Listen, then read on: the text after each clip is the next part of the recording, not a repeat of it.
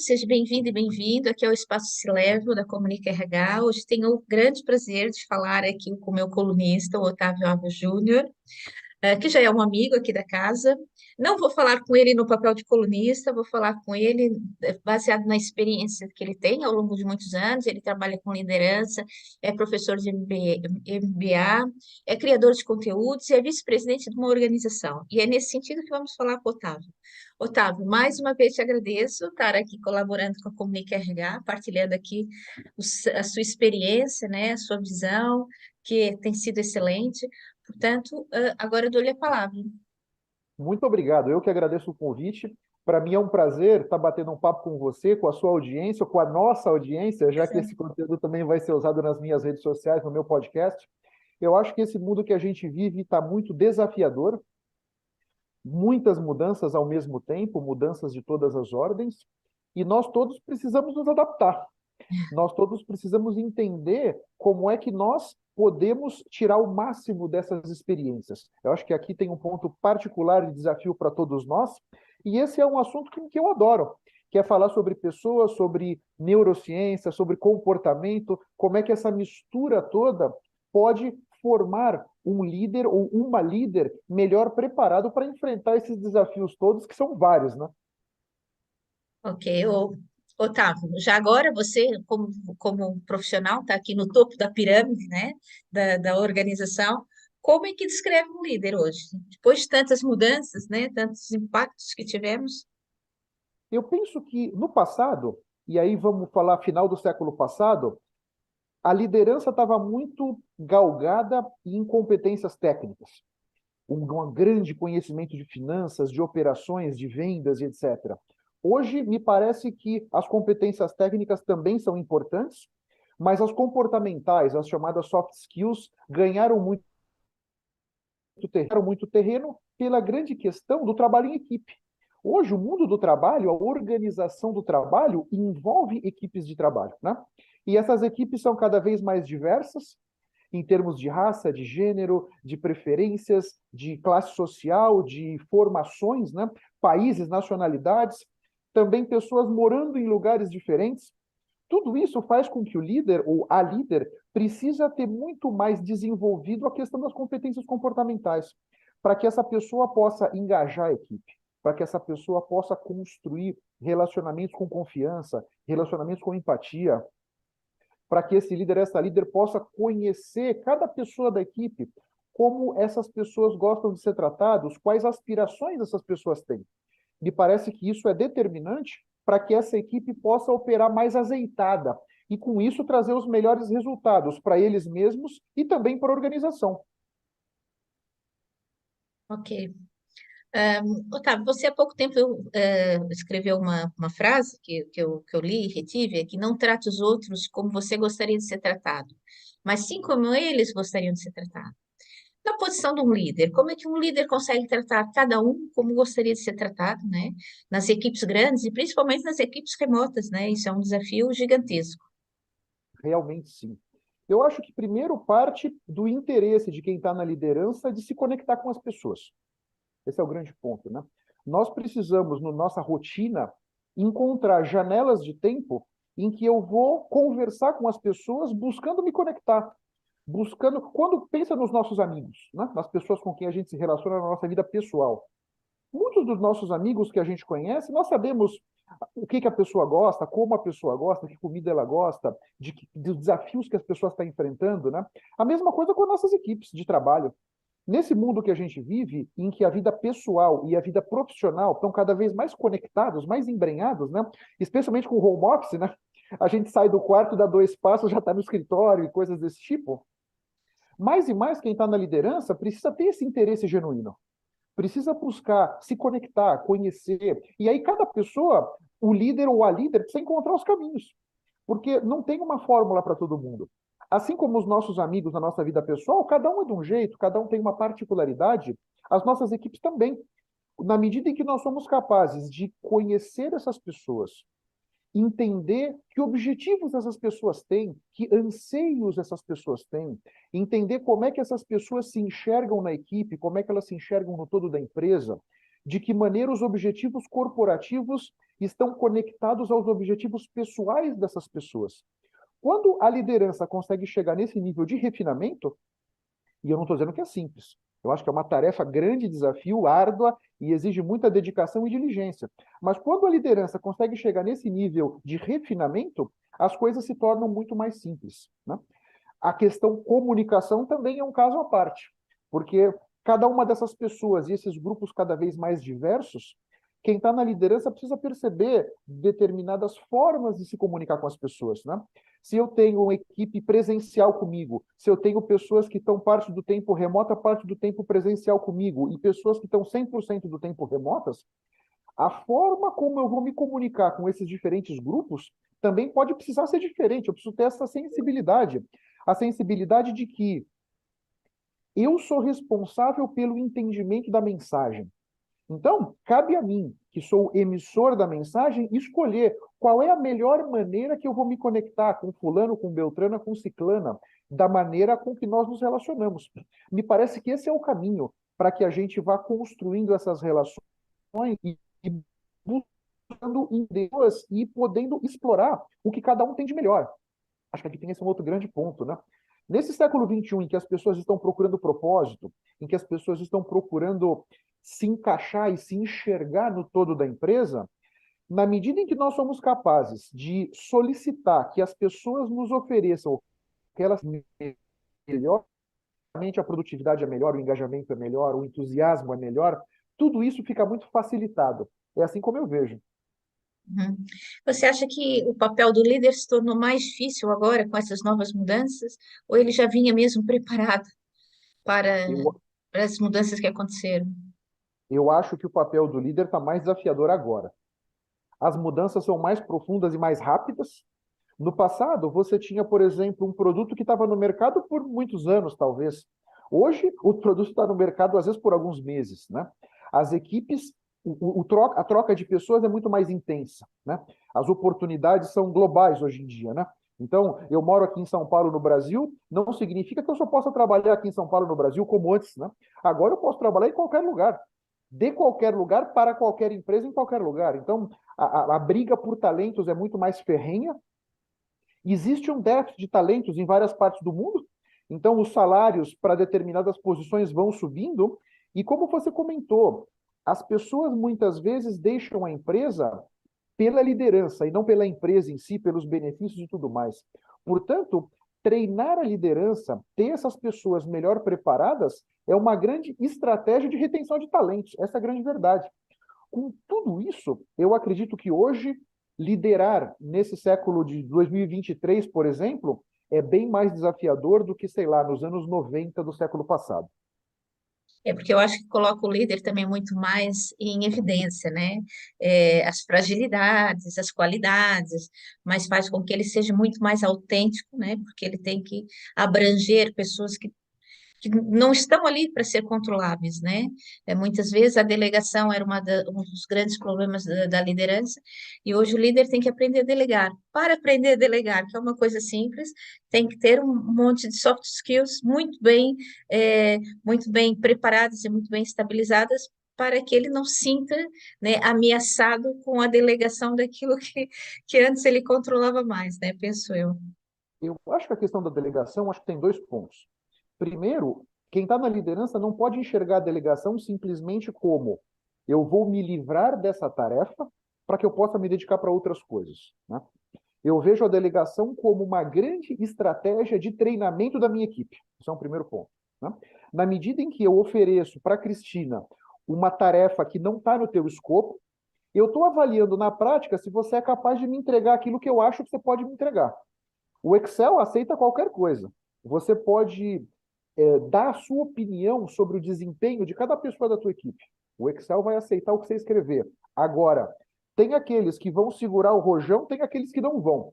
E para que você possa avaliar isso só na prática. E como é que você avalia? Delegando. Acho que esse é um primeiro ponto, né? Treinamento, engajamento, motivação para a tua equipe. E um outro aspecto aqui da liderança é a autoconfiança. Porque para que eu tenha uma equipe muito capaz, eventualmente até com pessoas melhor preparadas do que eu, exige que eu tenha uma autoconfiança danada. para que eu possa lidar com essa situação, né?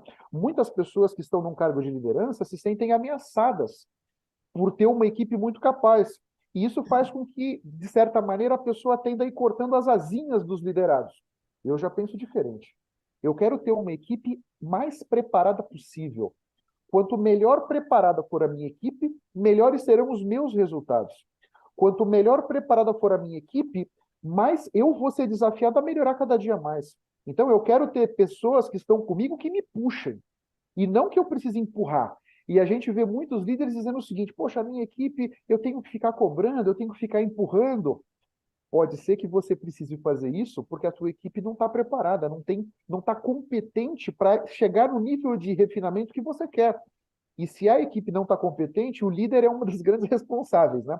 Então, essa questão da autoconfiança eu acho muito relevante. E delegar, não delargar, né?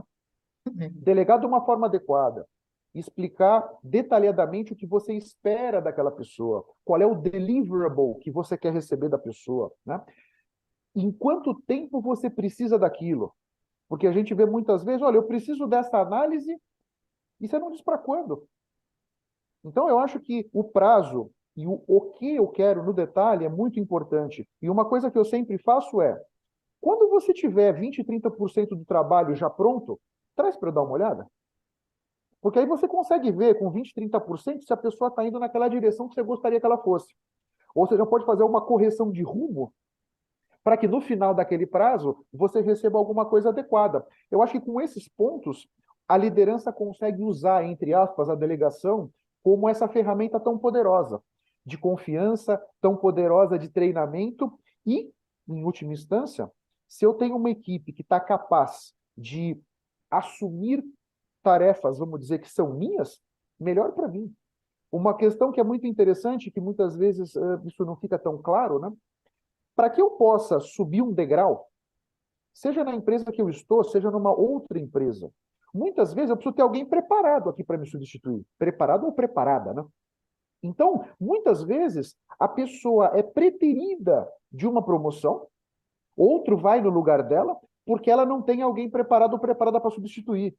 E aí essa pessoa fica com gosto azedo danado na boca. Puxa vida, aquela vaga estava desenhada para mim e veio essa outra pessoa e tomou. A empresa muitas vezes não é tão clara também para explicar, né? Olha, Otávio, você seria a nossa primeira opção, mas não tem ninguém preparado. Então veio a outra pessoa, seja da mesma empresa ou de fora. Esse é um outro grande ponto, né? Ter uma equipe competente ajuda, azeita muito todas essas relações. Eu acho que isso é determinante para que a gente possa ter os melhores resultados nesse século XXI que a gente vive. Muitos líderes querem pensar uma das coisas que é a função da liderança é preparar a sucessão, né? Tem medo, muitos líderes têm medo de preparar e ser substituído antes da hora, que eu acho que é um engano completo. Se ele for substituído, é porque ele realmente não trabalhou o desenvolvimento necessário, né? E aí é uma das realidades que ele vai ter que rever, né, no próximo passo, né? Mas preparar a liderança é fundamental, não só para a sustentabilidade da organização, até para a sustentabilidade da carreira dele, né? Senão ele fica Sem ali, dúvida. nunca mais sai dali, né? Você Eu falou, acredito, sim, só um ponto para complementar o que você disse. Nesse ponto do engajamento, eu acho que a parte de treinamento, a parte de responsabilidade, autonomia, tem muito a ver com o engajamento da tua equipe. Então, o que a gente mais escuta, eu escutei uma pesquisa outro dia, 20 a 25% apenas dos trabalhadores americanos se sentem engajados. É a esmagadora minoria, né? Na medida em que, e eu acredito que nessa questão tem treinamento, tem autonomia, tem responsabilidade, a delegação também cobre um pouco essa lacuna, né? Quanto mais engajados forem os seus colaboradores, a galera da tua equipe, puxa vida, esse pessoal pode ser que voe. E na medida que eles voarem, eles vão te levar junto. Essa é a grande claro. verdade. E se eles não te levarem junto, porque de repente alguém vai passar por cima de você e você vai para um outro lugar, você estará melhor preparado ou melhor preparada para nessa outra empresa, nessa outra atividade profissional, desempenhar melhor do que você estava desempenhando. Me parece que é um ganha-ganha danado. Uhum. Otávio, você disse agora há pouco tempo, né, que a maioria das pessoas, e a gente também já sabe, né, que a grande maioria, eu penso que, pelo menos num determinado nível, né, hierárquico, saem das empresas mais pela questão da liderança do que pela própria organização. Você, como um vice-presidente, né, alguém que está lá em cima, como é que se comunica um líder? Vou falar, você está errado, né? E como medir uma nova oportunidade que se dá a esse líder, né?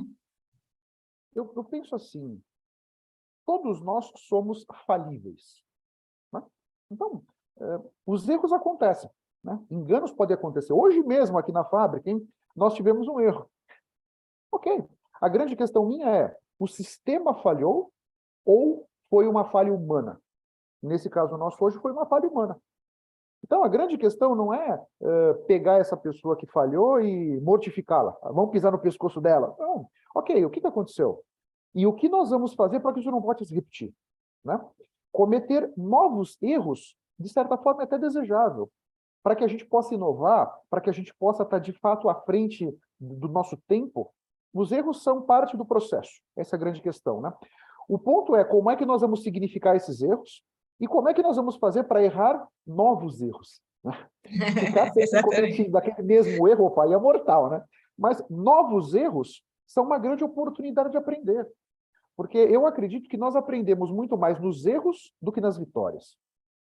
A vitória, ela é doce, né? A gente consegue aquele pedido de compra maravilhoso, a gente conquista aquele novo cliente, e de certa forma, a vitória, a gente fica inebriado, né? Puxa vida, é só festa, vamos estourar o champanhe, vamos comemorar. O que deve ser feita a comemoração. Agora, me parece que é menor o nosso potencial de aprender na vitória do que na derrota. Então, a maneira como o líder vai encarar a derrota, a maneira como o líder vai sentar com a equipe para olhar os prós e contras, olhar o que nós fizemos bem nesse processo, porque por mais que eu perdi, podem ter tido coisas no processo que foram boas, né? O que nós fizemos bem nesse processo, o que não fizemos tão bem, o que nós poderíamos ter feito diferente, e como é que nós vamos fazer para que as coisas positivas desse aprendizado a gente possa trazer para os próximos eventos. Esse é um ponto que eu acho muito relevante, sabe? E muitas vezes acaba que quem está na liderança, às vezes pela pressão do dia a dia, às vezes por uma certa falta de autoconhecimento, acaba nesse processo não se colocando muito bem, né? Acaba nesse processo não abrindo as suas vulnerabilidades e não permitindo que a confiança e a empatia possam permear. É uma conversa desafiadora? Claro que sim. É uma conversa em que a liderança precisa cuidadosamente escolher como é que vai colocar esses pontos? Sem dúvida que sim, né? Muitas vezes, a maioria das vezes, o que pega não é o que a gente fala, o que pega é o como a gente falou aquilo, né? Então, escolher cuidadosamente o como. E aí a gente volta. Eu tenho funcionários que estão presencialmente comigo, tem funcionário que está parte presencial, parte remoto, tem um funcionário só remoto. O como eu vou comunicar aquilo, como nós vamos ter essa conversa, pode precisar ser diferente. Não é uma reunião com todo mundo, pessoas aqui presencialmente, pessoas remotas, e todo mundo receber a mensagem da mesma forma. O que para o líder é mais fácil, no sentido de com menos tempo, eu cumpro aquela demanda. Só que a questão não é cumprir a demanda, não é um tique no checklist. A questão é fazer isso da forma mais empática possível. A questão é fazer isso da maneira que você possa se conectar da melhor forma com as pessoas. Porque a grande verdade, o que importa não é o que eu falei, o que importa é como você entendeu. Esse é o grande ponto. E, às vezes, a escolha desse meio, a escolha desse como, pode não ser feita da melhor forma. E aí o resultado, que poderia ser alguma coisa interessante, construtiva, auspiciosa, até, de certa forma, motivadora, acaba saindo como um tiro pela culatra, sabe? Otávio, e a gente fala muito, né, em trabalhar um líder, mas você disse uma coisa importante, né? Não faz mal que se erre muitas vezes, sempre com um novo erro, né? Mas como é que a gente demite um líder, né, que erra muitas vezes com o mesmo erro, né? Como é que você, como vice-presidente, né, atua quando chega-se ao limite de dizer, não, já demos muita oportunidade, né? Como é que É, isso eu, acontece? Para não abalar a equipe, enfim, para não... eu entendo que, primeiro, as expectativas têm que estar muito claras. Então, o que eu, como líder dessa equipe, espero de cada um de vocês e o que essa organização espera de todos nós. Então, expectativa tem que estar muito clara. Aqui já é um ponto de atenção. Muitas vezes, O líder espera alguma coisa da equipe, mas ele não comunicou aquilo de uma forma adequada. Então, a minha equipe não está atendendo a minha expectativa porque eles nem sabiam exatamente qual era a minha expectativa, né? Aqui tem um ponto, né? Uma vez que isso está propriamente comunicado, como é que nós vamos acompanhar a minha expectativa, né? Então, nós estamos hoje numa situação inicial e está claramente comunicado qual é a nossa situação futura. Como é que nós vamos medir esse caminho, né? Porque, por onde nós iremos chegar lá e como nós vamos medir? Acho que aqui esse é um outro ponto, né? Eu já tive o desprazer de desligar pessoas da minha equipe. Nunca é um momento adequado, nunca é uma conversa legal, né? Não vamos nos enganar, que não é tapar o sol com a peneira. Nunca é um momento legal. Agora, me parece que nós podemos trazer uma certa humanização para esse processo, né? Nós podemos, e na medida em que as expectativas estão exatamente claras, como é que nós vamos medir o avanço? Tá super claro. Essa pessoa que de repente não atendeu a expectativa, já está mais ou menos claro para ela também, né? Olha só, puxa, nós tínhamos essa expectativa, lembra que nós conversamos? Lembra que nós desenhamos, né? Sempre perguntando se a pessoa entendeu, né? Olha só, o que eu espero é isso, isso e aquilo. Isso ficou claro?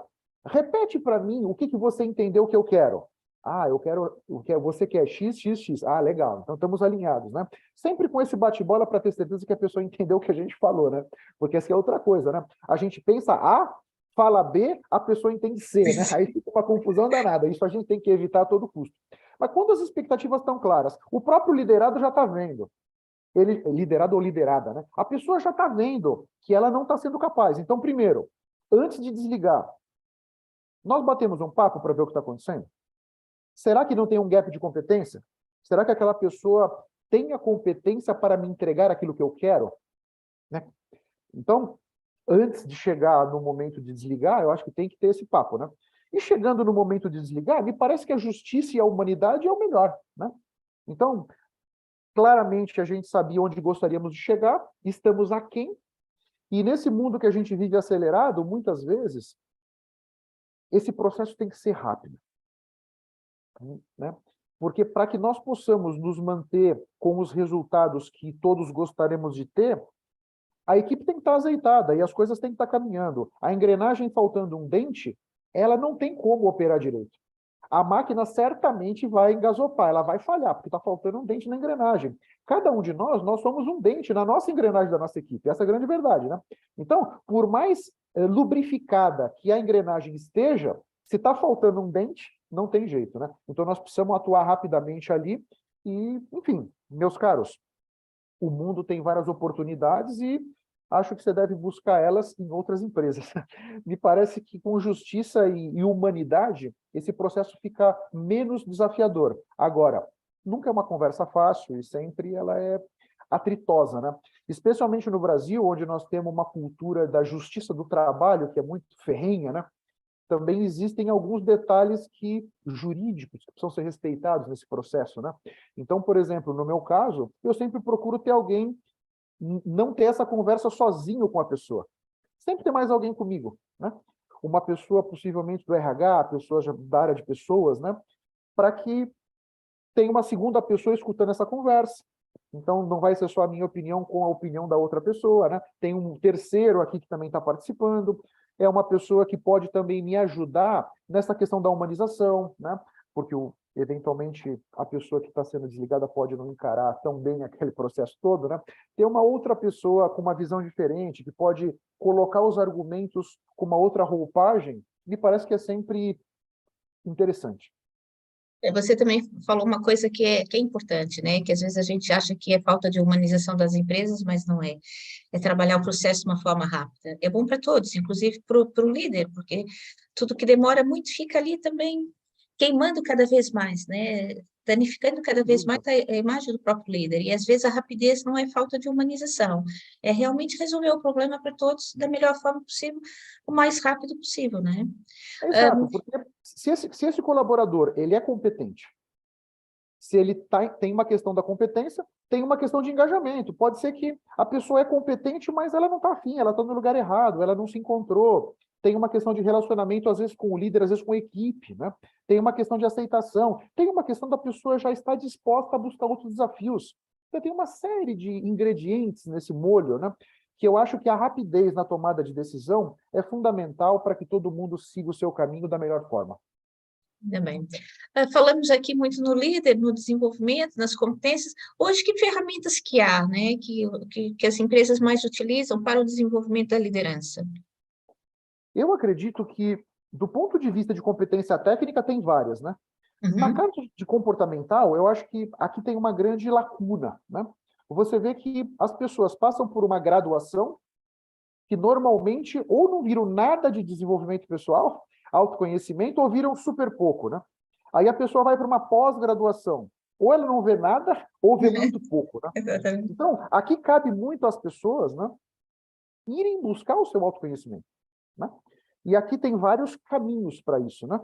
A pessoa pode fazer uma terapia, porque na medida em que o Otávio conhece como é que o Otávio se comporta nos momentos de tensão, isso é fundamental, e os momentos de tensão acontecem a todo momento, né? Estresse, tensão, pressão, né? E seja aqui com cliente, seja aqui com a própria equipe, seja com o fornecedor, com um cliente, com um credor, banco, etc., né? Quando eu me autoconheço, quando eu entendo como é que eu me comporto, eu consigo estar sempre com a minha melhor versão. Então, com a experiência que eu tenho hoje, né? Se eu tenho uma reunião importante daqui a 1 hora, eu vou me preparar mental e psicologicamente para aquela reunião. Eu vou acalmar o meu coração. Eu vou respirar um pouco mais fundo, um pouco mais devagar, para que eu possa entrar naquela reunião no meu melhor. O que eu acho que é a tal da alta performance? Não é trabalhar loucamente 15, 20 horas por dia. Na minha cabeça, a alta performance é, nos meus engajamentos profissionais, sejam eles quais forem, eu estou sempre no meu melhor. E estar no meu melhor é, eu estou com os pensamentos e as emoções melhores para que eu possa tirar o máximo daquela situação. Então, se eu vou ter, por exemplo, uma reunião com o cliente para falar de aumento de preço, eu tenho uma reunião com um credor para discutir alguma pendência, um problema de qualidade, uma avaliação de desempenho com um colaborador meu que eu já sei que não está indo tão bem. São momentos que eu já sei que tem um certo ingrediente de tensão. Eu preciso estar no meu melhor, independente da tensão que está aqui fora, eu dentro de mim tenho que estar sereno. Eu acho que essa é a questão do autoconhecimento que é mais importante para que as pessoas consigam fazer melhor uso das ferramentas que têm. Não adianta eu ser muito competente, por exemplo, para fazer apresentações. Eu fiz uma apresentação muito linda, eu escolhi um storytelling adequado, a minha apresentação está muito caprichada.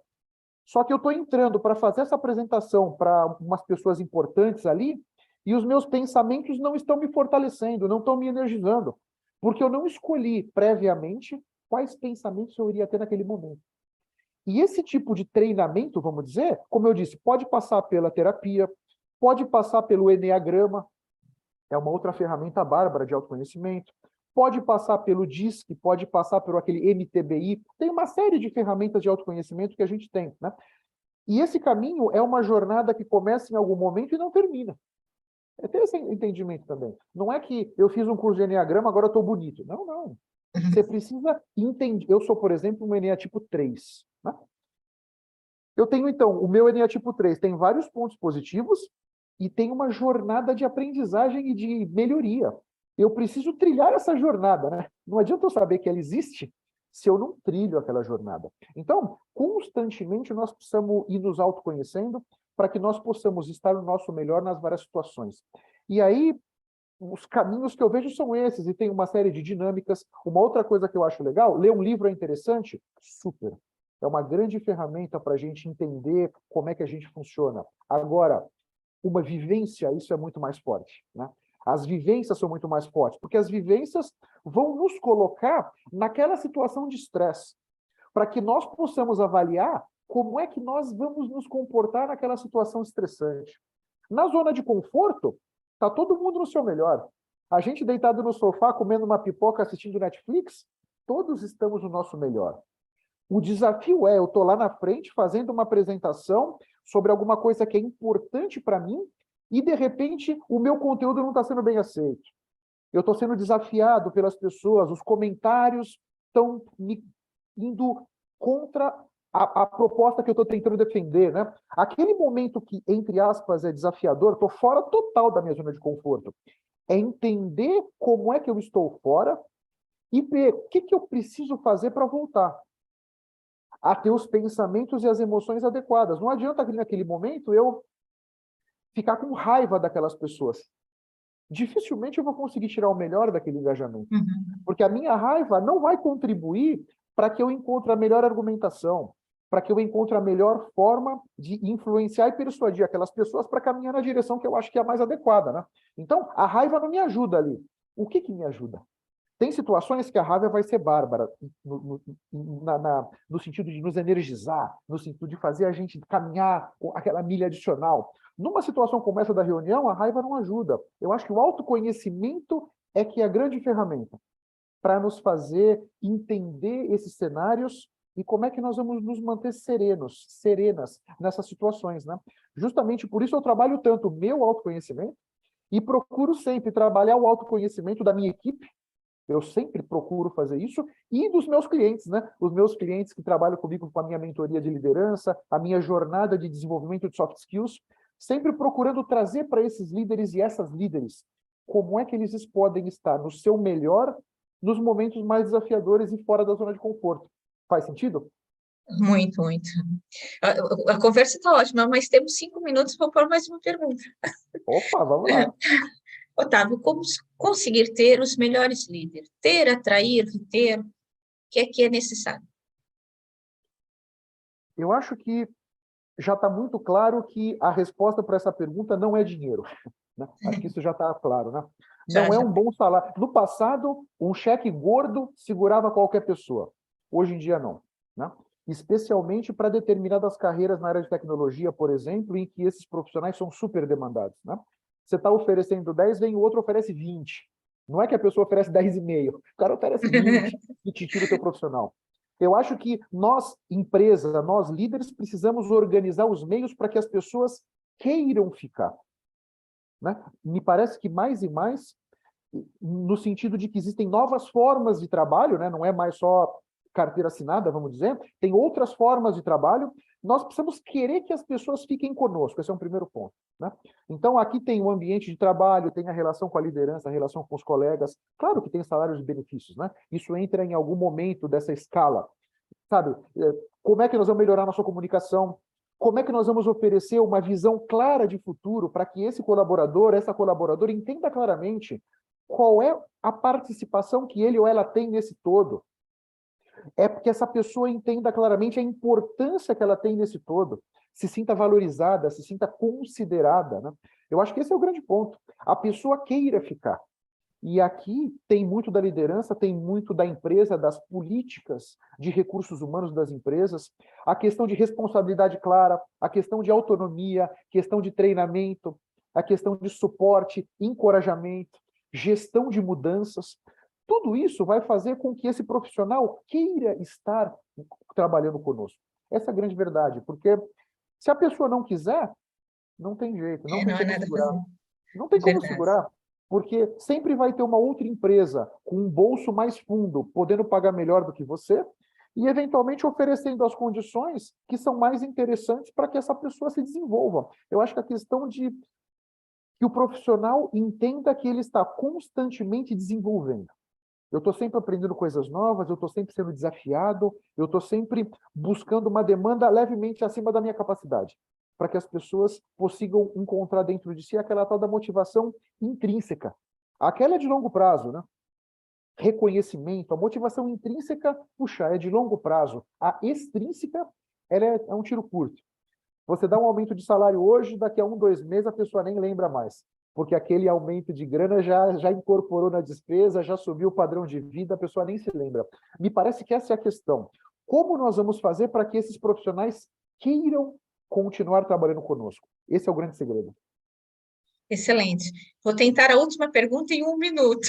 Opa, vamos lá. Que dicas, né, que orientações que você pode deixar aqui para os líderes, você como um vice-presidente?